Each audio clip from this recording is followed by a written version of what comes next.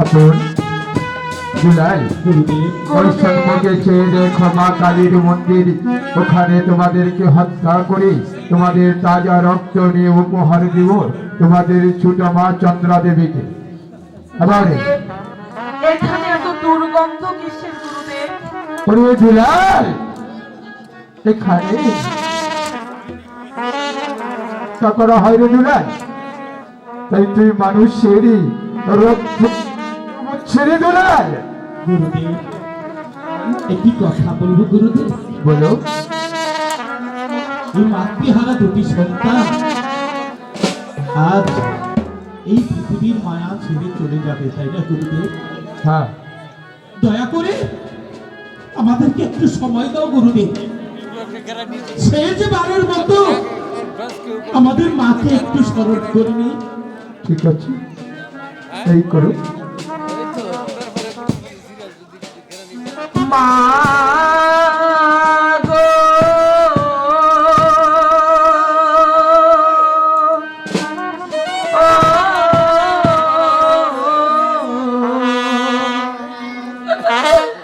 কোথায় আছো মোরে ছেড়ে গো?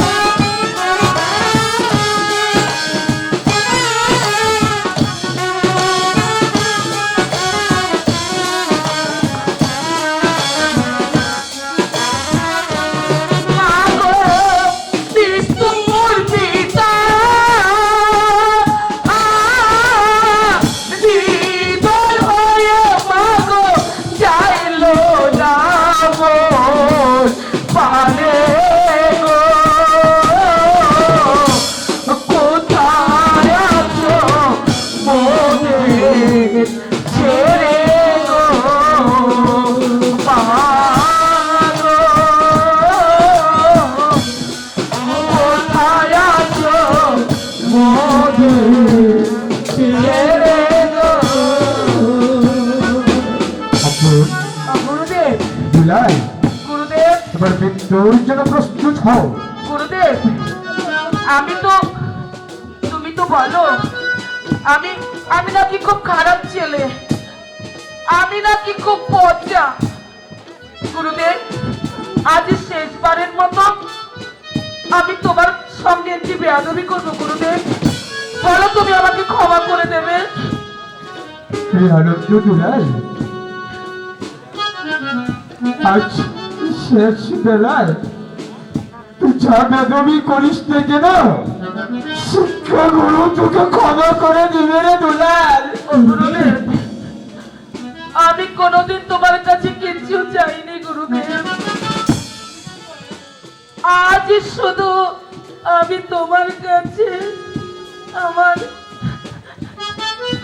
আমার এই দাদাটার প্রাণ ভিক্ষে চাইছি গুরুদেব। না গুরুদেব, না। ও গুরুদেব, তুমি আমার দাদাকে ছেড়ে দাও, তুমি আমাকে হত্যা করো গুরুদেব, তুমি আমাকে হত্যা করো। না গুরুদেব, না।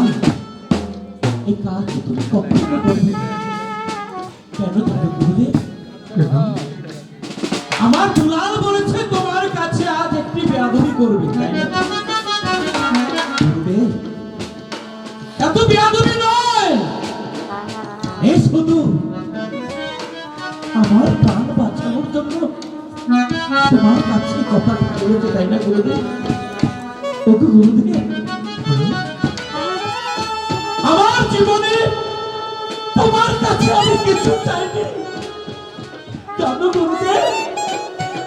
এই ভগবানের বিশাল পৃথিবীতে এই দুলাল ছাড়া আমার কেউ নেই গুরুদেব। ওগো গুরুদেব, একটিবার দয়া করে আমার আনন্দ দুলালকে তুমি মুক্ত করে দাও। যত রক্তের প্রয়োজন আমার বুক থেকে তুমি নিয়ে যাও গুরুদেব। দেখো দাদা, ভালো হবে না বলছি। ওরে দুলাল, আমি কিন্তু আবার তোমাকে মারবো দাদা। মার দুলাল। হ্যাঁ দাদা, তুমি কি জানো এই পৃথিবীতে যাদের চোরের ভাই চলে গেছে তারাই একমাত্র জানে ভাইয়ের যে কি যন্ত্রণা দাদা। আমি বেঁচে থাকতে তোমাকে মরতে দেবো না দাদা, আমি তোমাকে মরতে দেবো না।